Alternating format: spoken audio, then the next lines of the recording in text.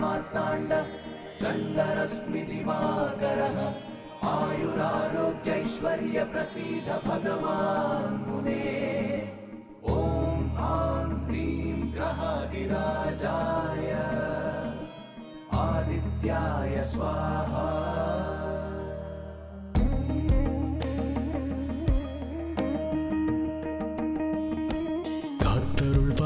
சூரியனே வாழ்க்கை பயணத்தின் சாரதியே மனதின் இருளை நீக்கும் ஆதித்யனே புது வெளிச்சம் காட்டும் என் இறைவனே இந்த உலகம் ஓர் மாயை அதன் இயக்கம்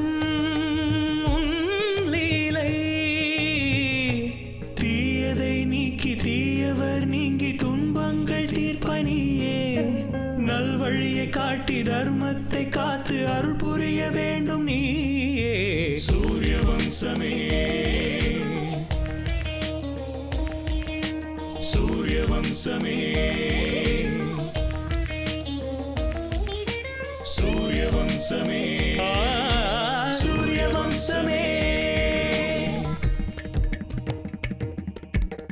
அன்பும் பாசமும்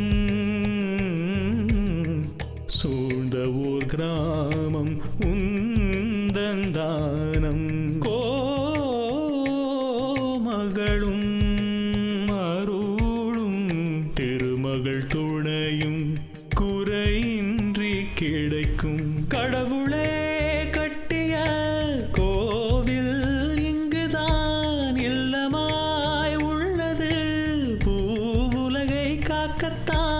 இன்பமும் கூட துன்பமும் சேர்ந்து தொடருமே இந்த பந்தம் ஏழேழு ஜென்மம் நம் வாழ்வில் என்றும் ஒளி வீசும் பேரின்பம் சூரிய வம்சமே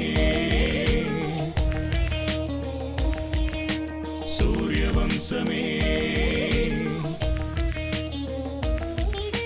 சூரிய வம்சமே சூரிய வம்சமே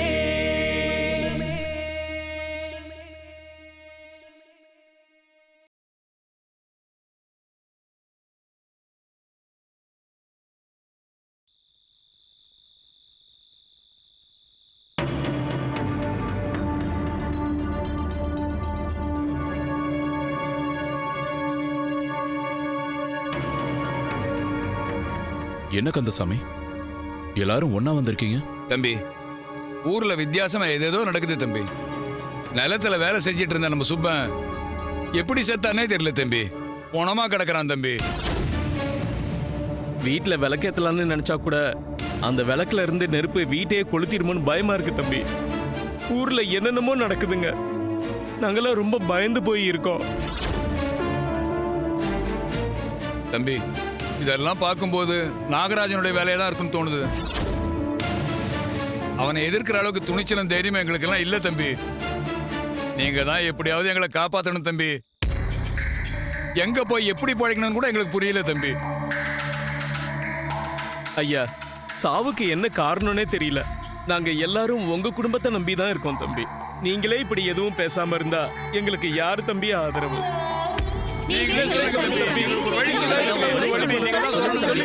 இங்க பாருங்க, நீங்க என்கிட்ட உதவி கேட்கறதுக்கு பதிலா போலீஸ் ஸ்டேஷனுக்கு போறது நல்லது.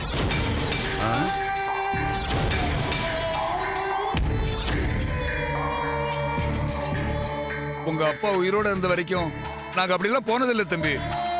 போலீஸ் ஸ்டேஷன் எங்க இருக்குன்னு கூட தெரியாது தம்பி. சாரிங்க, என்னால எதுவும் செய்ய முடியாது. என்ன மன்னிச்சிருங்க. கையாலாகாதவன் காலில் விழுறதுக்கு பதிலா அந்த எதிரியோட காலிலே போய் விழலாம். அந்த நாகராஜ் கிட்டே ரெண்டுல ஒண்ணு பேசிக்கலாம் வாங்க. ஆமாண்டா. நாளைக்கு காலையில நம்ம எல்லாரும் அவரை கோவிலுக்கு வர சொல்லுவோம். வாங்க. போலாம்.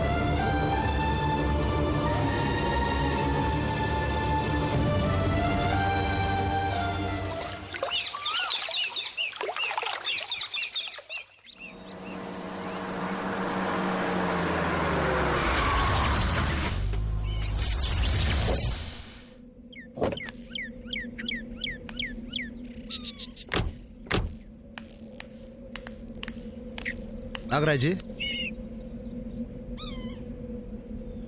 ஆட்டு மந்த கூட்டம் மொத்தமும் வந்திருக்காங்க. எதுக்கு வந்தாங்கன்னு தெரியலையே. சரி வா போய் பார்க்கலாம்.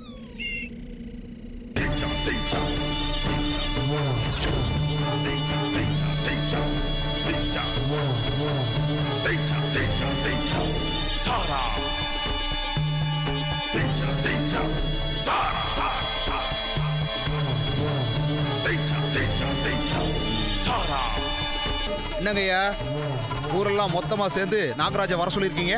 இப்பதான் உங்களுக்கு நாகராஜா ஞாபகத்துக்கு வந்திருக்கா? ஆமாய்யா, நல்லது செய்யறவங்கள மனசுலயே வச்சுக்குவோம். நரசிம்மையாவை கும்பிட்ட மாதிரி கும்பிடுவோம்.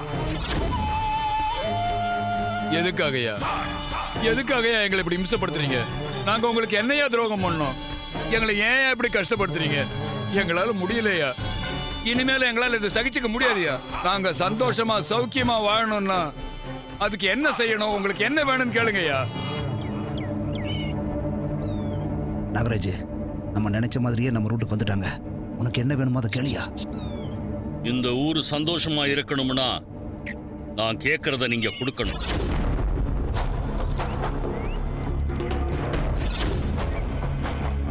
ஆனா உங்களால எனக்கு என்ன தர முடியும்? சொல்லுங்க நாகராஜையா, உங்களுக்கு என்ன வேணும்னு சொல்லுங்க, அதை நாங்க தரோம். கப்பம் கட்டுங்க, விட்டுடுறேன். கப்பமா? அதாயா, முன்னால எல்லாம் வெள்ளைக்காரங்களுக்கு நம்ம ஆளுங்க உப்புக்கு பருப்புக்கெல்லாம் வரி கட்டிட்டு இருந்தாங்கல்ல. என்ன புரியலையா? இந்த குறுநில மன்னர்கள் எல்லாம் பெரிய மன்னர்கள்லாம் அவங்க மேல படையெடுத்து வராம இருக்கிறதுக்காக கொடுப்பாங்களே, அதுதான் வரிங்கிறது. உங்களுக்கெல்லாம் ரொம்ப தெளிவா புரியற மாதிரி சொல்லணும்னா அதுக்கு பேரு லஞ்சம். லஞ்சமா? நாங்க எதுக்கு தரணும்? சரி, லஞ்சங்கிற வார்த்தை உங்களுக்கு பிடிக்கலன்னா உங்களுக்கு பிடிச்ச வார்த்தையாவே சொல்றேன். இந்த சுத்து வட்டாரத்தில் இருக்கிற 32 கிராமத்திலையும் குழந்தை பிறந்தாலும் இல்ல யாரு இறந்தாலும், கல்யாணம் ஆனாலும், தேர்தல் நடந்தாலும், வியாபாரம் செஞ்சாலும் இல்ல ரோடு போட்டாலும், நீங்க என்ன செஞ்சாலும் சரி, எனக்கு என் பங்கு வந்தாகணும். ஒரே வார்த்தையில சொல்லணும்னா, இனிமே நீங்க எல்லாம் அமைதியா சந்தோஷமா வாழணும்னா எனக்கு பணம் கொடுத்தாகணும். அப்படின்னா நாங்க அடிமையா வாழணுமா? அப்படித்தான். அது எப்படி சாத்தியமாகும் நாகராஜ்? 32 கிராமத்துல இருக்கிற யாரா இருந்தாலும் இனி நான் சொல்றத தான் கேட்டாகணும். இங்க நான் தான் ராஜா. நான் வச்சதுதான் சட்டம். நான் தான் அரசாங்கம். இன்னும் சொல்லணும்னா எம்எல்ஏவா இருந்தாலும் சரி, எம்பியா இருந்தாலும் சரி, நான் சொல்றத தான் கேட்கணும். என்ன நாகராஜ், பைத்தியம் பிடிச்சிருக்கா? நாங்க உனக்கு அடிமையா வாழணுமா? நீ யார எங்களை அதிகாரம் பண்றதுக்கு? நாங்க கஷ்டப்பட்டு சம்பாதிக்கிறதுல உனக்கு கப்பம் வேற கட்டணுமா? நாங்க என்ன தரணும்? தப்பு பண்ணிட்டு எங்களையே பணம் கேக்குறியா நீ? நீ சொல்றதெல்லாம் கேட்டு நடக்கிறதுக்கு நாங்க ஒண்ணும் உயிர் இல்லாத ஜடம் இல்ல. சும்மா இருப்பா. நாம எதுக்கு அவன் கூட சண்டை போடணும்? இது சண்டை இல்லடா. அவன் என்ன சொன்னா நீ கேட்டல? அவனுக்கு நம்ம அடிமைகளா வாழணுமா? அவனுக்கு நம்ம வேலை செய்யணுமா? நம்ம எல்லாரும் ஒன்னா சேர்ந்தா இவனோட கதி என்ன ஆகும்?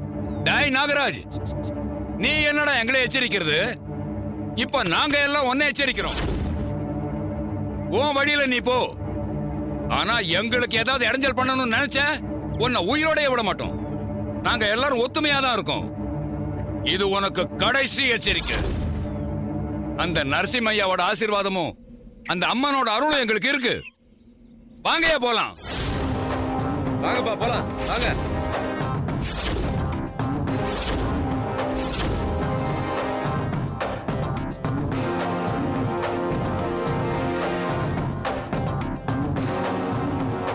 நாகராஜ், உனக்கு இவங்க எல்லாரையும் எதிர்த்து நிக்கிற சக்தி இல்ல. அது மட்டும் இல்லாம அவங்களுக்கு உன் மேல இருக்கிற பயம் போயிருச்சு. அவங்களுக்குள்ள இருக்கிற தைரியம் சாகணும்னா பயத்தை அதிகரிக்க செய்யணும். இவங்க அந்த நரசிம்மத்தோட பிடியிலிருந்து வெளியில வரவே இல்லை. இங்க பாரு நாகராஜ், உன் சக்தி என்னங்கிறத அவங்களுக்கு காட்டணும்.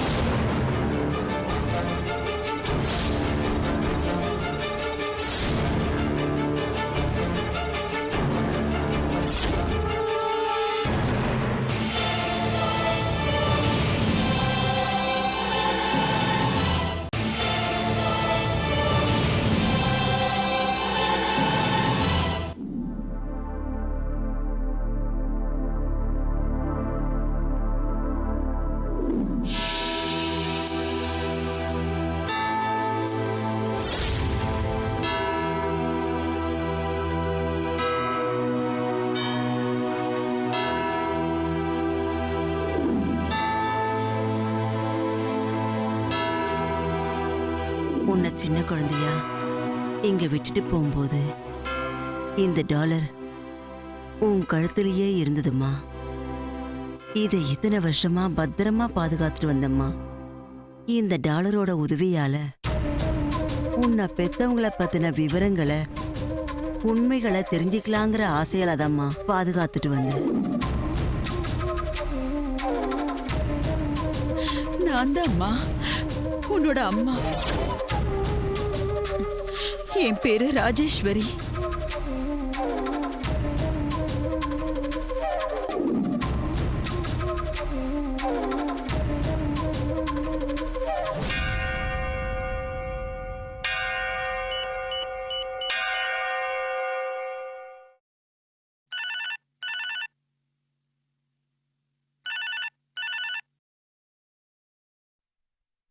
ஹலோ ஹலோ, ஸ்னேகா அம்மா பேசுறது? ஆமா, நீங்க? அம்மாடி, ஒரு வாட்டி ராஜேஸ்வரி அம்மாவை கூப்பிடுறியா? ராஜேஸ்வரி அம்மாவா? என் பேரு விஸ்வநாதன்மா. நான் உங்க அம்மா வேலை செய்யற கோவில் பூஜாரிமா. நீ ராஜேஸ்வரி அம்மாவோட பொண்ணு தானே? ம், ஆமாங்க. ஆனா அம்மா ஏன் கூட இல்லையே. அன்னைக்கே என்னை பார்த்துட்டு அவங்க போயிட்டாங்க. அப்படியா? எங்க போயிருக்காங்க? எனக்கு எதுவும் தெரியாதுங்க. என் பொண்ணுகிட்டயே இருக்க போறேன்னு சொல்லிட்டு போனாங்க. உன் ஃபோன் நம்பரையும் கொடுத்துருக்காங்க. அவசியம்னா ஃபோன் பண்ணவும் சொல்லியிருக்காங்க. அம்மா உன் கூடவே இருக்கான்ல நினைச்சிட்டு இருக்கேன்.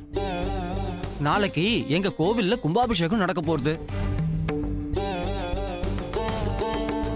20 வருஷமா உங்க அம்மா இந்த கோவில்லயே தான் இருந்தாங்க.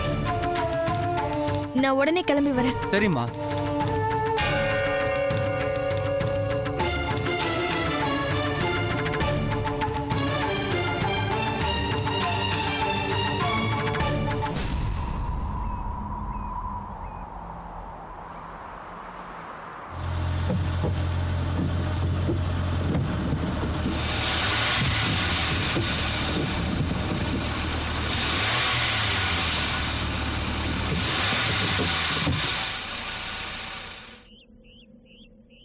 இங்க பாரு ஸ்னேகா, ஹாஸ்பிட்டலுக்கு எல்லாரும் டென்ஷனா தான் போவாங்க, கோயிலுக்கு அமைதியா போவாங்க. ஆனா நீ கோயிலுக்கு டென்ஷனா வந்திருக்க. இங்க பாரு, உனக்காக தான் நான் வந்திருக்கேன். உள்ளெல்லாம் நான் வரமாட்டேன். என்னை பத்தி தெரியும்ல. சரி, தேவையில்லாம என்னதை கூட்டிட்டு வந்த? அம்மாவை பத்தி தெரிஞ்சுக்கணும்னா யாரா இருந்தாலும் டென்ஷன் ஆகுதானே செய்வாங்க. என்ன ஸ்னேகா, உங்க அம்மாவுக்கு என்னாச்சு? மறுபடியும் ஃபோன் வந்ததா? ஆமா, கோவில் குருக்குல ஐயா ஃபோன் பண்ணிருந்தாரு. என்னை பார்த்து பேசினதுக்கு அப்புறம் அம்மா கோவிலுக்கு திரும்பி போகவே இல்லையா. அவர் ஃபோன் பண்ணி சொல்ற வரைக்கும் எனக்கும் இந்த விஷயத்தை பத்தி தெரியாது. நான் பேசினதை நினைச்சு அவங்க ரொம்பவே கவலைப்பட்டிருப்பாங்க. ஒரு நிமிஷம், அம்மா தான் ஃபோன் பண்றாங்க. சொல்லுங்கம்மா. அஜய், எங்கப்பா இருக்க? நான் ஸ்னேகாவோட கோயிலுக்கு வந்திருக்கேன். கோவிலுக்கா? நீயா? என்னப்பா நீ என்கிட்ட ஒரு வார்த்தை கூட சொல்லலையே. ஸ்னேகாவுக்கு ஒரு சின்ன வேலை இருந்தது. அட, சாமியே நம்பாதவ கோயிலுக்கு போயிருக்க? அவ்வளவு முக்கியமான வேலை என்னப்பா? டேய் அஜய், நீ பேசுறதுல ஏதோ வித்தியாசம் தெரியுதுப்பா. என்ன நடக்குதுங்க? அதெல்லாம் ஒண்ணு இல்லம்மா. பொண்ணுக்காக போர் நடக்கும்னு கேள்விப்பட்டிருக்கேன். ஒரு நாஸ்திகன் ஆஸ்திகன் ஆவான்னு நான் இப்பதான் கேள்விப்படுறேன். முட்டாள்தனமான காதல் எதை வேணாலும் செய்ய வைக்கும். சீக்கிரமா வீட்டுக்கு வந்துருப்பா. ஓகே. எவ்வளவு நேரத்துல வருவ? ஒரு 2 ஹவர்ஸ்ல வந்துடுறேம்மா. சரி, சாப்பாட்டுக்கு வீட்டுக்கு வந்துரு. வெளியே சாப்பிட்டு உடம்ப கெடுத்துக்காதீங்க. சரிம்மா.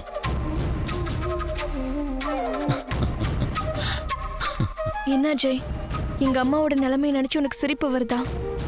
இல்ல, எங்க அம்மாவோட சந்தேகத்தால தான் சிரிப்பு வந்துருச்சு. நம்ம 2 பேரும் ஓடி போய் கல்யாணம் பண்ணிக்குவோன்னு நினைச்சிட்டு இருந்திருப்பாங்க. போய் மனுஷனோட மதிப்பை குறைச்சிரும். சந்தேகம் எதிரில் இருக்கிறவங்க மேல இருக்கிற நம்பிக்கையை குறைச்சிரும். கடல் தண்ணியில இருக்கிற உப்பு கூட எடுத்துடலாம், ஆனா ஒரு பொண்ணோட மனசுல இருக்கிற சந்தேகத்தை எடுக்க முடியாது. நீ என்னையும் சேர்த்து தானே சொல்ற? ஐயோ, அந்த மாதிரி எல்லாம் ஒண்ணும் இல்ல. அஜய், உங்க அம்மா சந்தேகப்படுறதுல தப்பே இல்லை. அவங்க அது உன் மேல வச்சிருக்கிற அன்பு, அதை நாம தான் புரிஞ்சுக்கணும். அதே மாதிரியான அன்போட எங்க அம்மா என்ன தேடி வந்தப்போ அவங்க கஷ்டப்படுற மாதிரி பேசிட்டேன். அவங்க மேல இருந்த கோபத்துல கேட்க கூடாத கேள்வியெல்லாம் கேட்டேன். அவங்க மனசு ரொம்ப காயப்படுத்தின. அந்த கஷ்டத்துல அவங்க எங்க போனாங்கன்னே தெரியல. உங்க அம்மாவுக்கு எதுவும் ஆகாது ஸ்னேகா. அஜய், நீ எங்கே இரு. நீதான் கோவிலுக்குள்ள வரமாட்டேல்ல. உனக்கு பிடிக்காதது செய்ய சொல்லி நான் உன்னை ஃபோர்ஸ் பண்ண மாட்டேன். மாதா, பிதா, குரு, தெய்வம், இந்த 4 பேர்ல முதல்ல அம்மா, கடைசியில தான் கடவுள் வராரு. நான் உன்னோட அம்மாவை பத்தி தெரிஞ்சுக்க தான் வரேன், கடைசியில இருக்கிற கடவுளை பத்தி தெரிஞ்சுக்கல. Nice logic. கம்.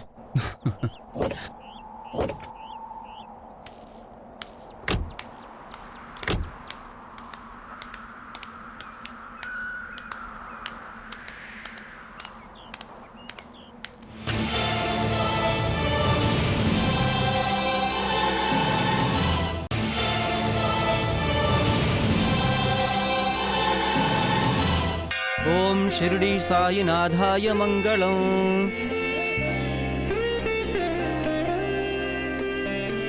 எல்லாரும் கற்பூர ஆரத்தி எடுத்துங்கோ.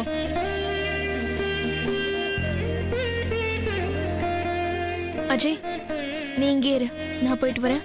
பரவாயில்ல, வா போலாம்.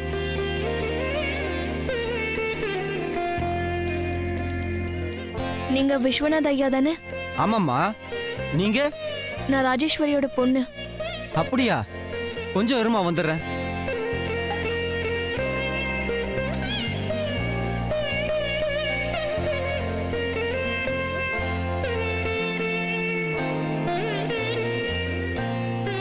உங்களோட போன்ல பேசினது நான் தான். என்னோட பேரு ஸ்னேகா. நீ ரொம்ப பெரிய பொண்ணா வளர்ந்துட்டம்மா. உங்க அம்மா உன்னை பார்க்கறதுக்காக வந்ததுக்கு அப்புறம் இந்த கோவிலுக்கு வரவே இல்லம்மா. நீ அவங்க கிட்ட ஏதாவது சண்டை போட்டியா? ராஜேஸ்வரி அம்மா உனக்கு அம்மாவா அமைஞ்சது உன்னோட அதிர்ஷ்டம்மா. ஒவ்வொரு தாயும் அவ பெத்த குழந்தை மேல எல்லை இல்லாத அன்பு வச்சிருப்பா. ஆனா ராஜேஸ்வரி அம்மா அப்படி இல்ல. உன்னை அனாதையா விட்டுட்டாலும் இங்கேயே இந்த கோவில்லயே இருந்துகிட்டு தினமும் உன்னையே பார்த்துக்கிட்டு தினமும் இந்த கோவில்ல காலையில நடக்கிற பூஜை உன் பேர்ல தான் நடக்கும்மா. இது 1 நாள் 2 நாள் இல்ல, 20 வருஷமா பண்ணிக்கிட்டு இருக்காங்க. நீ சந்தோஷமாவும் ஆரோக்கியமாவும் இருக்கணும்னு அந்த பாபாவுக்கு பூஜை பண்ணிக்கிட்டு அவங்க காலத்தை கழிச்சாங்க. அப்படிப்பட்ட அம்மாவை நீ ஏதாவது கஷ்டப்படுத்தினியாமா? அம்மா அவங்கள பத்தியோ இல்ல அவங்க சொந்தக்காரங்கள பத்தியோ எப்பவாவது ஏதாவது சொல்லிருக்காங்களா? இல்லம்மா, நீ அவங்க பொண்ணுன்ற விஷயம் என்ன தவிர வேற யாருக்கும் தெரியாது. அவங்க இங்க யார்கிட்டயும் பேச மாட்டாங்க. அவங்க கஷ்டத்தையும் யார் கூடயும் பகிர்ந்துக்க மாட்டாங்க. ஆனா அப்பப்போ தூக்கத்துல எழுந்து உக்காந்து என்ன கஷ்டத்துல இருந்து காப்பாத்துன்னு எப்பவும் அந்த பாபா கிட்ட வேண்டிக்கிட்டே இருப்பாங்க. அஜய், எனக்கு ஒரு ஹெல்ப் பண்றியா? இதை தவிர நான் உங்ககிட்ட வேற எதுவும் கேட்க மாட்டேன். ஏய் ஸ்னேகா, இது நம்ம 2 பேரோட கடமை. Don't worry. வரங்க ஐயா. ரொம்ப நன்றிங்க ஐயா. அம்மா கிடைச்சது உங்களுக்கு ஃபோன் பண்ணி சொல்றேன். சரிம்மா.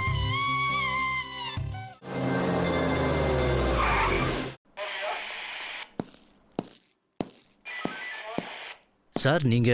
என் பேரு அஜய். எஸ்ஐ சங்கர் சார் பார்க்க வந்தேன். ஆல்ரெடி நான் வரதை இன்ஃபார்ம் பண்ணியிருக்கேன். கொஞ்சம் அவருக்கு இன்ஃபார்ம் பண்ணுங்க. சரிங்க சார்.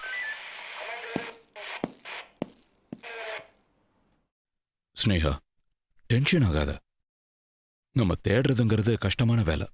லேட் ஆயிட்டே இருக்கிறதால அவங்களுக்கு என்னாச்சோ ஏதாச்சோங்கிற பதட்டம் நமக்கு வந்துடும். அதனால தான் என் ஃப்ரெண்டு கிட்ட நான் சொல்லியிருக்கேன். அவன் நிச்சயமா நமக்கு ஹெல்ப் பண்ணுவான்.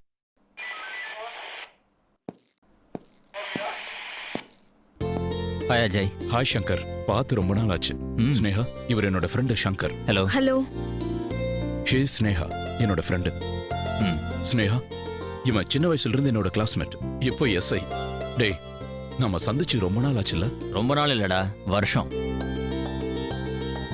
சரிடா, உன் பிரச்சனை என்னன்னு சொல்லு. டேய், நான் வந்தது இவங்களோட அம்மாவை பத்தி பேசதான். ஸ்னேகா மேடம், உங்க பிரச்சனை என்ன? நான் இங்க பக்கத்துல இருக்கிற சுபிக்ஷா அநாத ஆசிரமத்துல இருக்கேன் சார். எனக்கு நினைவு தெரிஞ்ச நாள்ல இருந்து நான் அங்கதான் இருக்கேன். ஒரு நாள் திடீர்னு ஒரு அம்மா என்னை தேடிக்கிட்டு வந்து நான் தாம்மா உன் அம்மான்னு சொன்னாங்க.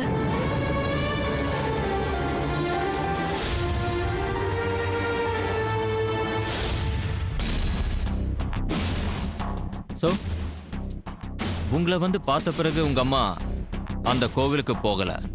நீங்க எல்லா இடத்துலயும் தேடினீங்க, ஆனா அவங்க கிடைக்கல. ஏன் கிடைக்காம போயிட்டாங்க? ஏன் நீங்களே அவங்கள கொலை பண்ணிருக்க கூடாது?